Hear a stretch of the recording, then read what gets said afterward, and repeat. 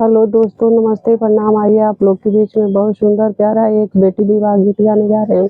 पापा के खेतवा में उपजे हरदिया हो, पापा के खेतवा में उपजे हरदिया हो, भैया बैठले रखवार ये लाला, भैया बैठले रखवार ये लाला।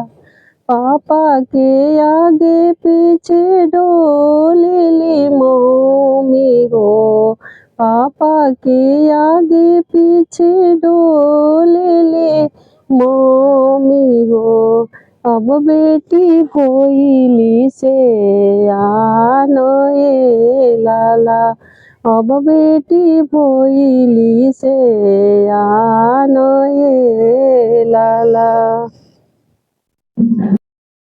गाछ गाछी बासवा कटाई जनक जी, गाछ गाछी बासवा कटाई जनक जी, पान न मारो छवाइए लाला, पान न मारो छवाइए लाला। काच काच बासवा कटाई जनक जी, काच काच बासवा कटाई जनक जी, पान न मारो छवाइए लाला, पान न मारो छवाइए लाला।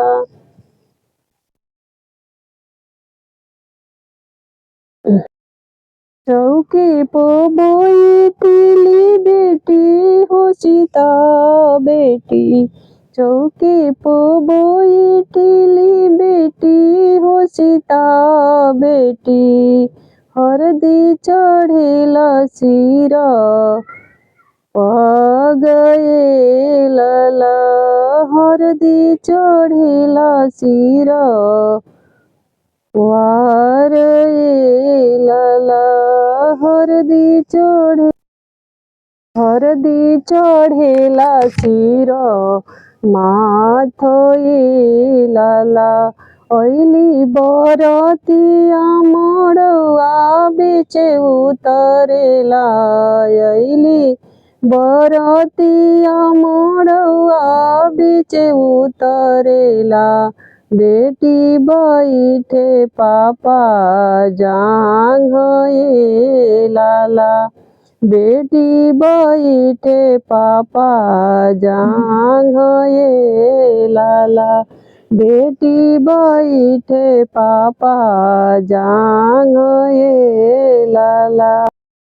अम्मा की रुवले आचरवा जे भीगिला, पापा के भेजे सिर पगड़ी, पापा के भेजे सिर पगड़ी। अम्मा की रुवलिया चरवा जे भेजिला, अम्मा की रुवलिया चरवा जे भेजिला, पापा के भेजे सिर पगड़ी।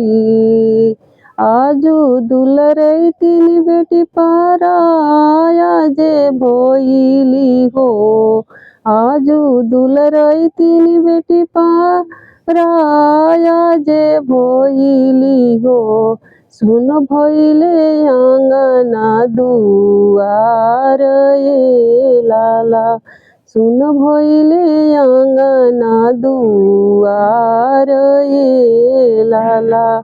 आजू दुलराई तीन बेटी पाराया जे भोइली हो, सुन भइले आंगना दुआर ये लाला, सुन भइले आंगना दुआर ये लाला। भाई पापा के खेतवा में जे हरो दिया हो भैया बैठेले रखवार लाला भैया बैठले रखवार लाला पापा की खितावा में उपजे हरो दिया हो भैया जे बैठे रखवार लाला।